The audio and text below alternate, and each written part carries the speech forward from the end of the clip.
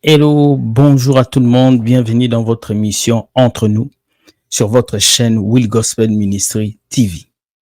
Aujourd'hui, vous êtes sur Entre nous décryptage. Ici, nous venons décrypter les vidéos que vous nous envoyez et nous donnons quelques commentaires. Mais pour commencer, je vous dis générique.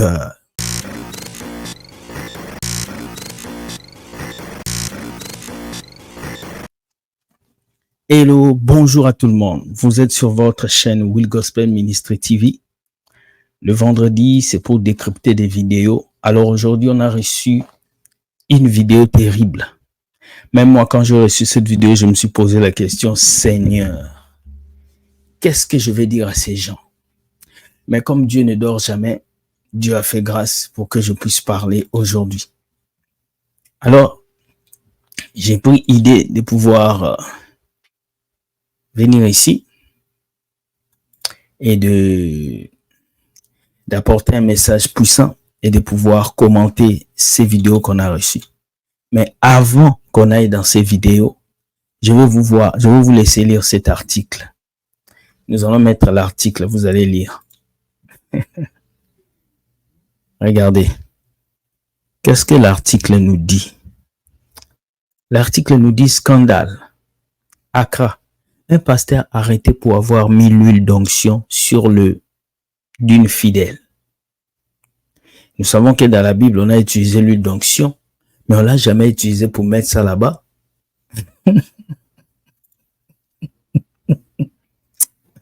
Ah, vos pasteurs sont des aventuriers. Hein? On va lire l'article, vous allez comprendre.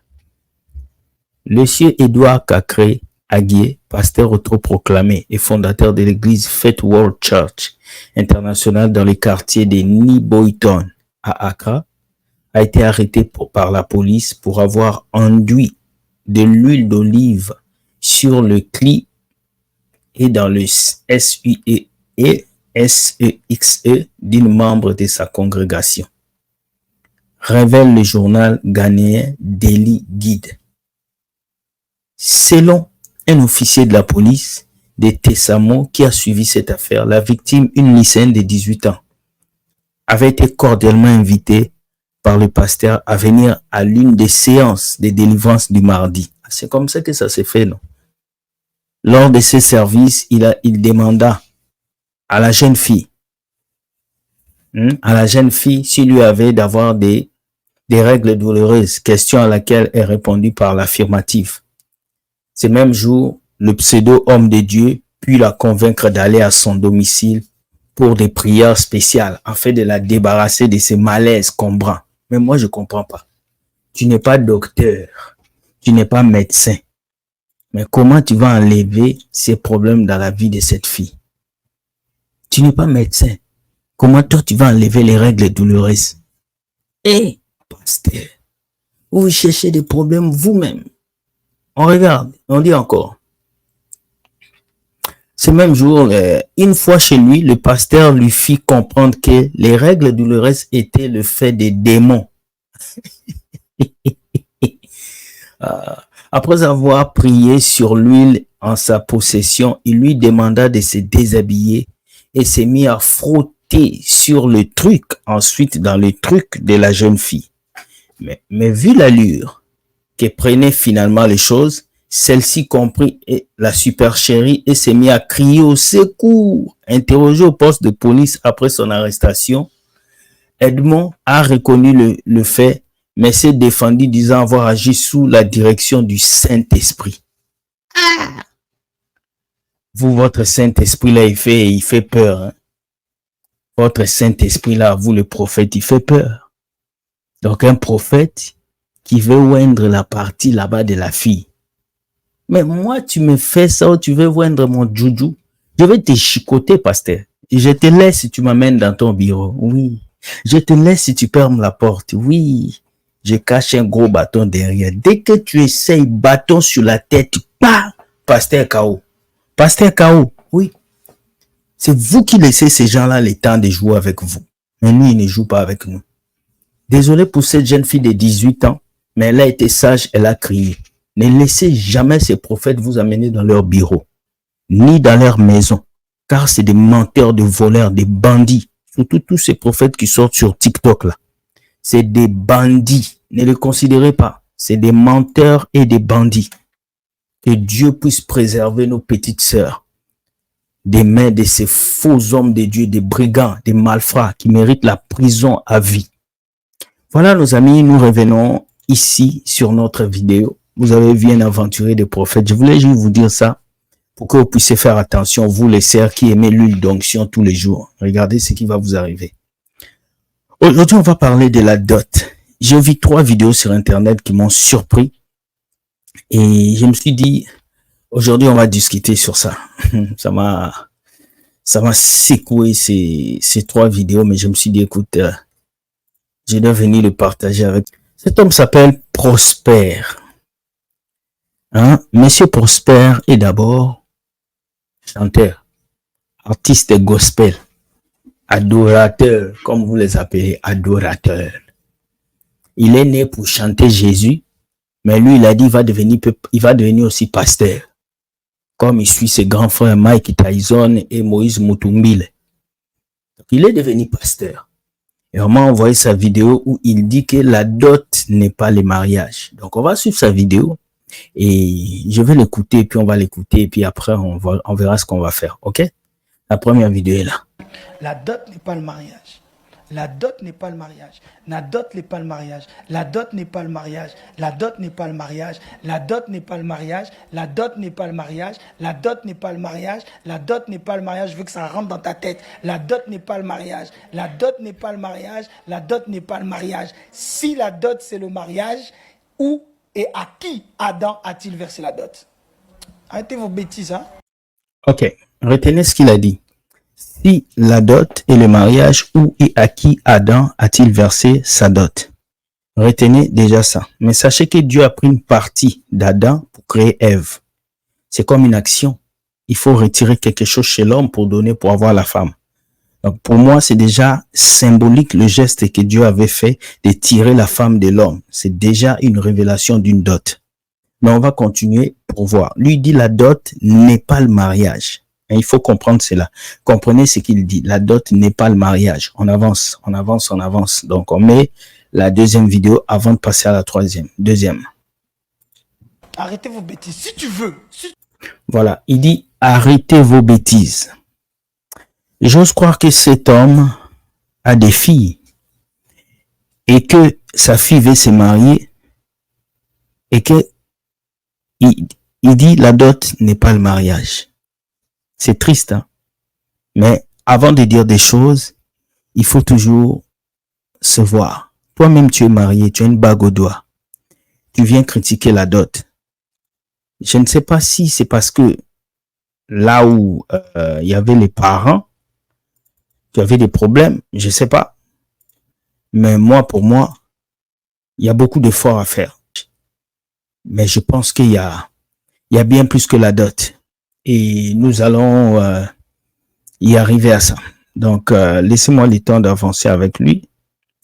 Et on verra ce qu'on va faire. On verra là où Dieu va nous emmener. On me plaît. Tu veux de la sœur, vous voulez faire vos affaires, faites. Mais ne viens pas nous raconter des histoires. On est déjà mariés. Vous n'êtes pas mariés, vous forniquez. Ok. La dot n'est pas le mariage parce que tu as donné des présents et que vous habitez ensemble. Ce n'est pas le mariage. C'est ce qu'il lui veut dire. Alors qu'il s'est contredit lui-même. Nous allons voir ça. Rappelez-vous de la phrase qu'il avait dit au début. La dot n'est pas le mariage. Montrez-nous là où Adam a payé sa dot. Retenez ça. L'État et la famille reconnaissent la relation. Mais c'est l'Église qui bénit le mariage. Tu as menti. L'Église ne bénit pas le mariage. C'est Dieu qui bénit le mariage. Il faut comprendre ça. Le mariage n'est pas béni par un être humain. Le mariage est béni par Dieu. La Bible dit le mariage est une institution de Dieu. Il faut comprendre cela. C'est Dieu qui a institué le mariage. Ce n'est pas l'Église. Il faut comprendre.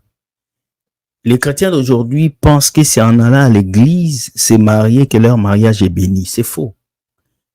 Il dit carrément quelque chose qui n'a pas de sens. C'est Dieu qui bénit les mariages à travers un être humain. Si moi, je m'en vais marier une fille de pasteur et que son père, c'est un pasteur, je finis de donner la dot, il prie pour moi. Je suis béni. Je n'ai pas besoin que l'église du monde entier bénisse ma dot. Non, c'est Dieu qui bénit la dot à travers l'église. Faut bien contrôler tes mots. Tu es un chanteur, c'est normal. Quand on vous dit, vous les adorateurs, restez adorateurs, ne devenez pas pasteur. C'est ça qu'on appelle la rébellion. Vous m'écoutez ou pas? On ne doit pas tergiverser sur ce genre de choses. Il faut comprendre que dans nos vies, on est africain, on est bantou, on a des coutumes, on a des traditions. Et dans tous les pays, il y a des pays où on ne paye pas la dot. Par exemple, en Haïti, il n'y a pas de dot, mais au Congo, Kinshasa, par toute l'Afrique, il y a la dot. Et quand tu payes la dot d'une femme, tu es reconnu comme mari. Ça fait partie des choses. Et il faut le savoir. Lorsqu'Abraham avait envoyé son serviteur pour chercher la femme pour son mari, pour son enfant, son serviteur avait donné des présents à la famille. Ça faisait partie de la dot. Pour moi, cette phrase de dire que la dot n'est pas un mariage, c'est une phrase mal prononcée. Pour moi, il devait dire la dot fait partie du mariage. Vous comprenez un peu ce qui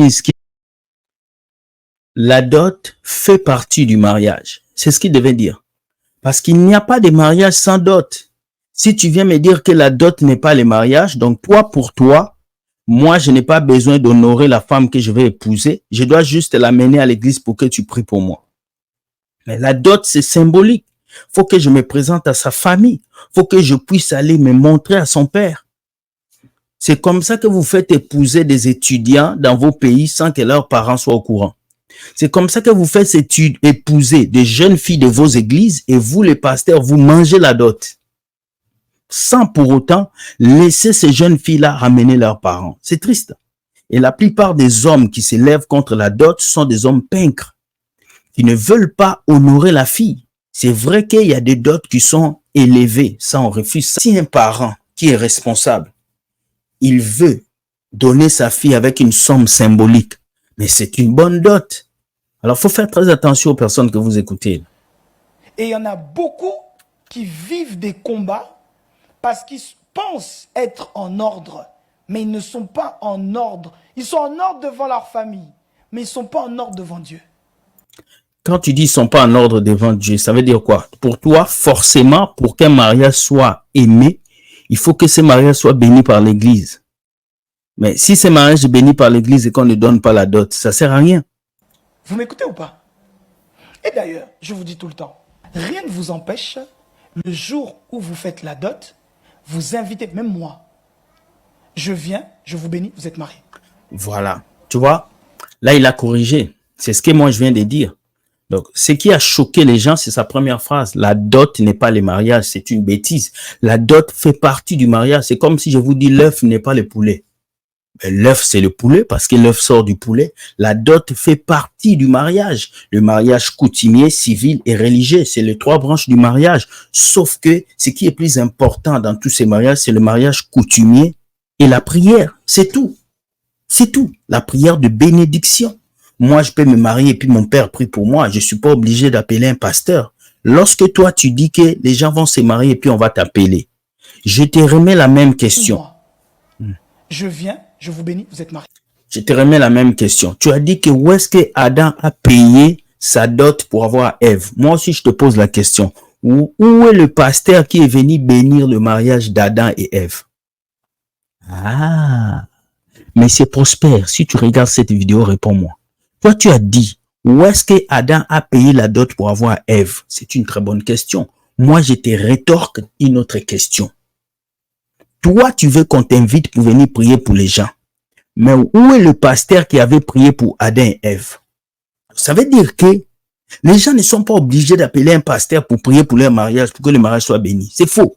Si deux personnes sont dans la parole de Dieu, ils sont honorés, ils savent ce qu'ils font, même vos propres parents peuvent bénir votre mariage. On n'a pas besoin d'un homme de Dieu pour bénir le mariage. On a besoin de cœurs disposés.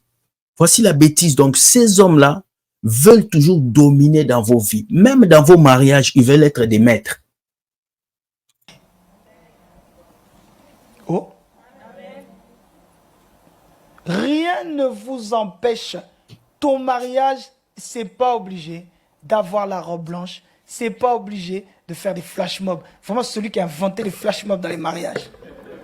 Au moins là, il a dit la vérité. Parce que beaucoup de personnes aujourd'hui, la plupart des jeunes filles aujourd'hui se marient à cause de robes blanches, à cause des limousines, à cause de grosses maisons. En fait, c'est pas ça qui fait le mariage. Le mariage, c'est quelque chose de symbolique. Normalement, le mariage devait être fait entre famille, amis et entourage. C'est fini. Le mariage ne devrait pas être ce qu'on célèbre aujourd'hui avec des grandes salles. On va mettre 35 000 $ dans un mariage alors qu'on doit investir pour une maison, pour une voiture ou pour une entreprise. Ce sont les choses qu'on doit voir aujourd'hui dans notre génération. Je le cherche. Si tu le trouves, donne-moi son numéro. Il nous a cherché des problèmes. C'est pas obligé qu'il y ait tout ça pour seul. Donc c'est seulement ça qui fait le mariage. Oh, ok, c'est bien dit. On va voir la troisième vidéo avant qu'on puisse passer à une autre vidéo. La troisième. Les questions de dot, le jour où il y a le versement de la dot, l'homme de Dieu, la servante de Dieu viennent, ils te bénissent, vous êtes mariés. Une bonne chose. Mais s'il n'y a pas eu ça, ton père et ta famille peuvent avoir bouffé la dot ou je sais pas comment on dit ça, vous n'êtes pas mariés. Alors, tu veux dire que toutes les personnes qui n'ont pas été bénies par un pasteur ne sont pas mariées. Mais c'est une bêtise, frère. Tu es qui pour décider que si un pasteur ne bénit pas un mariage, les gens ne sont pas bénis? C'est fou. Voici la nouvelle génération des pasteurs qui pensent qu'ils ont le monopole de la sagesse. Ils pensent qu'ils peuvent développer. Et maintenant, les Haïtiens qui ne prennent pas la dot. Hein? Un Haïtien qui ne prend pas la dot, qui est par exemple vaudou. Mais aujourd'hui, même les mariages chrétiens se divisent plus que les mariages du monde.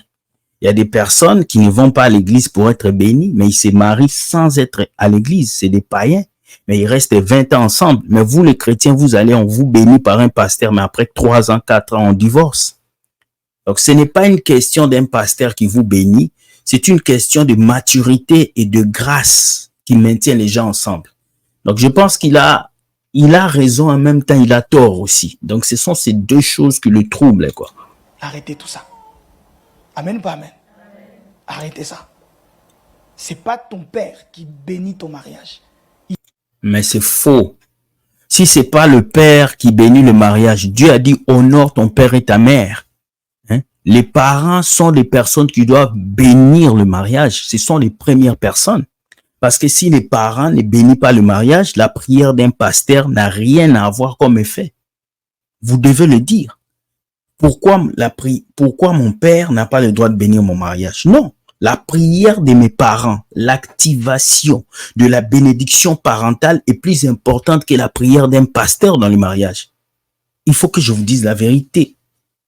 Parce qu'il y a des païens qui se marient, le pasteur ne prie pas pour eux. Mais ils restent longtemps. Mais il y a des chrétiens, le pasteur prie pour eux et ils se rebellent. Ce message que ce pasteur prêche risque de faire rebeller les enfants contre leurs parents. Ça veut dire que tous ces jeunes filles de 20 ans, les petits garçons de 22 ans vont dire, bon, on va se marier, on s'en fout de nos parents. On va se marier. La bénédiction des papas peut rien faire. Le pasteur a déjà prié pour nous. C'est la bêtise à laquelle vous mettez les chrétiens. Voilà pourquoi ils se marient et leur relation n'avance plus. Parce qu'ils pensent que le pasteur a déjà prié pour nous et c'est fini. Il faut changer ces choses. Il te bénit avec la bénédiction, si vous me permettez l'expression, familiale. Pour aujourd'hui, je vais dire ça comme ça. Mais selon Dieu, vous n'êtes pas mariés. C'est faux. La Bible dit, Genèse, en parlant d'Adam et Ève, et Dieu les bénit. Voilà, tu as bien dit. Dieu le bénit. Dieu, c'est qui? Dieu, c'est une entité. Dieu, c'est le suprême. Donc, Dieu peut utiliser qui il veut pour bénir un mariage. Pas seulement un pasteur, pas seulement un prophète.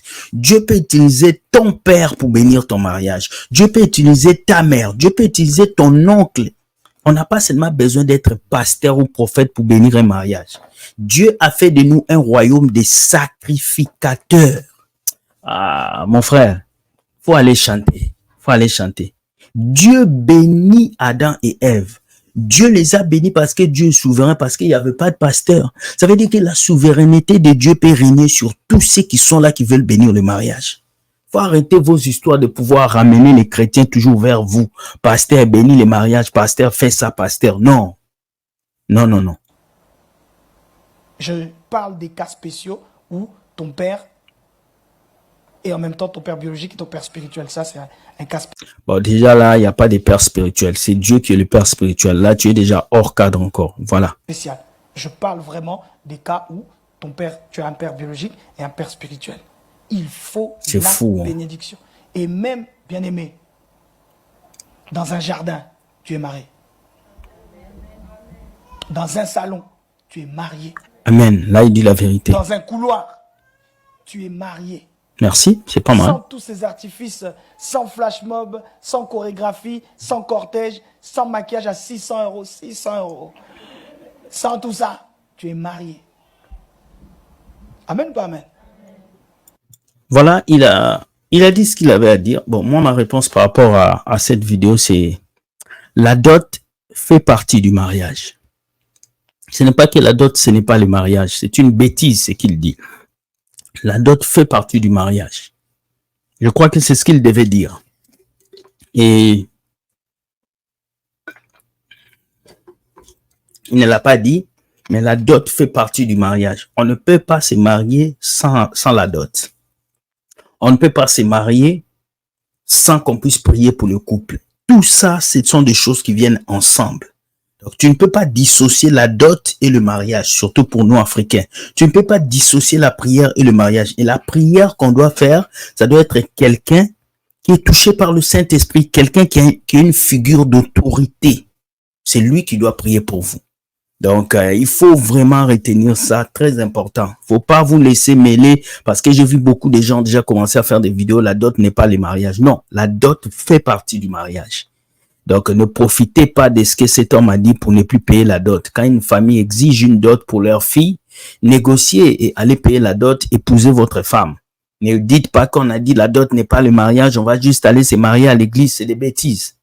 C'est des bêtises. Donc, réveillez-vous et comprenez ça. Et si on doit aller plus loin, même la bague du mariage qu'il a porté, c'est pas biblique, mais on va pas aller jusque là, on s'arrête ici. Je vais mettre une autre vidéo et puis on va avancer pour finir. On va expliquer d'abord c'est quoi la dot et on va suivre cette vidéo qui va expliquer c'est quoi la dot. Ensuite, on va clore sur une autre vidéo. Merci. C'est un élément déterminant du mariage coutumier. Elle est à donner à la famille de la femme et se compose en deux parties. La dot liquide, qui est une somme d'argent, et la dot symbolique, qui regroupe des biens et divers objets. La valeur et le montant de la dot sont différents en fonction des familles, des ethnies et des tribus. En République démocratique du Congo, la remise d'une dot est obligatoire pour se marier, c'est inscrit dans les textes de loi. Certains voient donc la dot comme une tradition à respecter. Mais pour d'autres, cette coutume a pris un sens commercial. Marier sa fille est devenu pour certains parents une opportunité de se faire de l'argent. Voilà, donc c'est là où nous déplorons la dot. Un parent élève sa fille arrive à l'âge de 25 ans, elle a étudié, elle a fait l'université, elle a l'argent. Le papa voit que tu viens épouser la fille, te dit 25 000 $. 25 000 $ pour ta fille. Le papa ne réfléchit pas comment est-ce que le jeune va avancer, qu'est-ce qu'il va manger. Donc, il faut toujours réfléchir. Quand tu es parent, ne taxe pas trop la dot très chère. Sinon, ta fille va rester célibataire toute sa vie.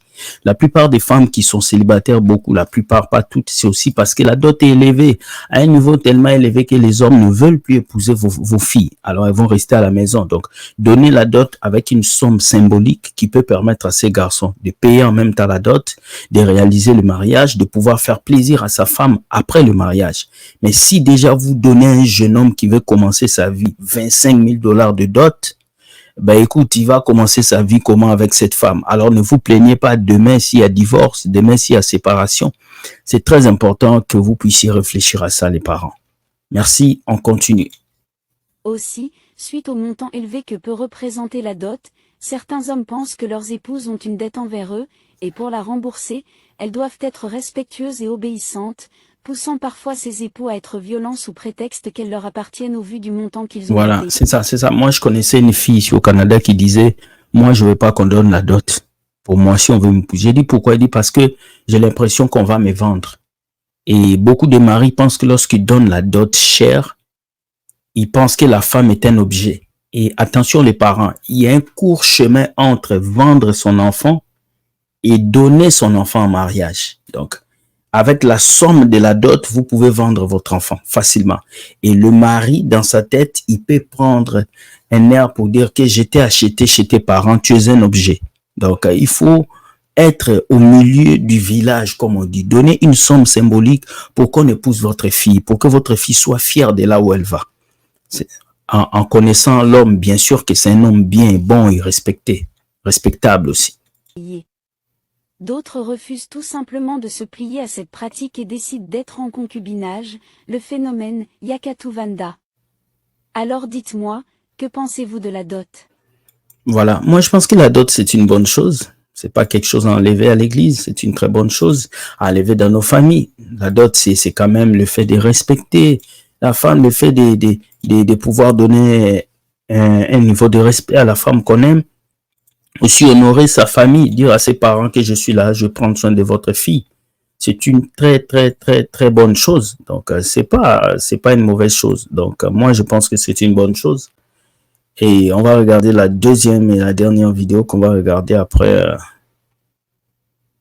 Après moi je vais bouger.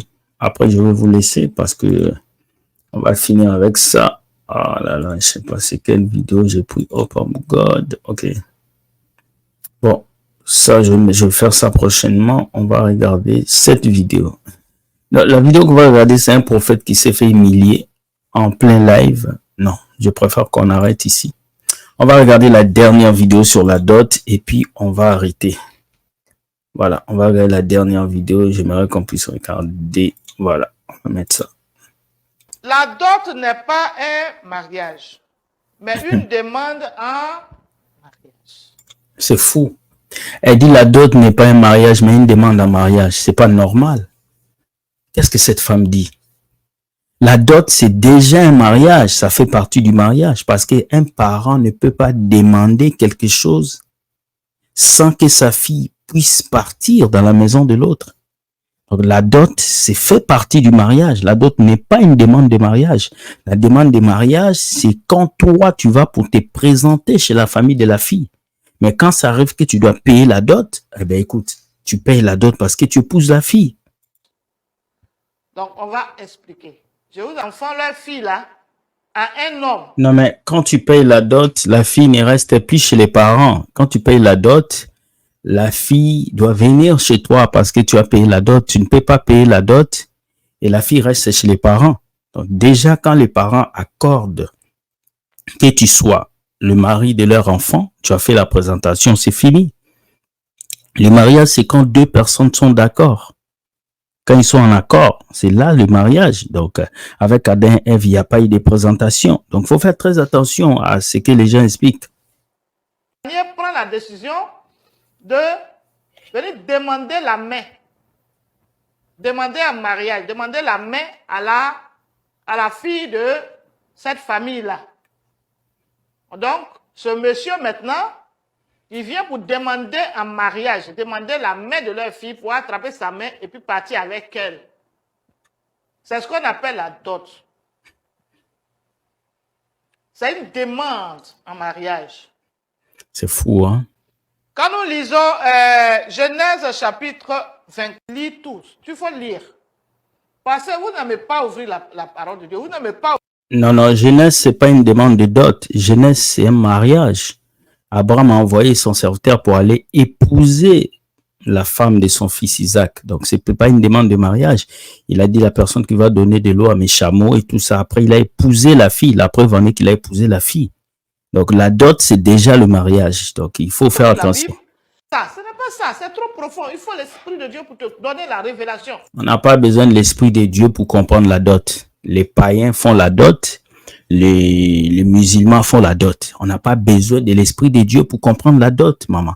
Ne mettez pas tout sur le Saint-Esprit. Tu payes pas les loyers sur le Saint-Esprit, non. La dot est simple. C'est en allant épouser la femme qu'on amène la dot. Quand on va se présenter chez la famille, on fait ce qu'on appelle pré-dot. Voilà, donc faites attention à tout ça. Moi, je finis la vidéo aujourd'hui. Donc, la dot et le mariage. La dot fait partie du mariage. Donc, si vous voulez juste doter la fille, habiter avec elle, c'est pas une bonne chose. Doter la fille et on prie pour vous, c'est beau, c'est fantastique, c'est mielleux. Mais ne faites pas, il y a qu'à tout vendre. Viens, on va rester sans vous marier. Ça, c'est de la fornication. C'est ce qu'on appelle le concubinage.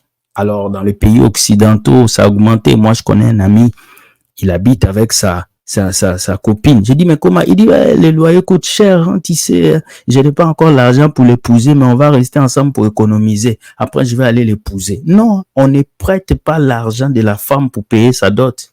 Un homme doit payer sa dot avec son propre argent. Donc, que Dieu vous bénisse. Bonne journée. Dites-moi ce que vous pensez de la dot. Est-ce que la dot pour vous, c'est un mariage ou c'est pas le mariage? Et qu'est-ce qui compte dans le mariage? Est-ce que c'est quand deux personnes s'aiment ou bien c'est quand on donne l'enveloppe de la dot? Vous aussi les parents, est-ce que vous devez taxer votre dot ou pas? La dot de vos enfants, pas vous, vous êtes déjà mariés. Voilà, je voulais vous écouter un peu. Dites-moi ce que vous pensez et que la grâce de Dieu vous couvre.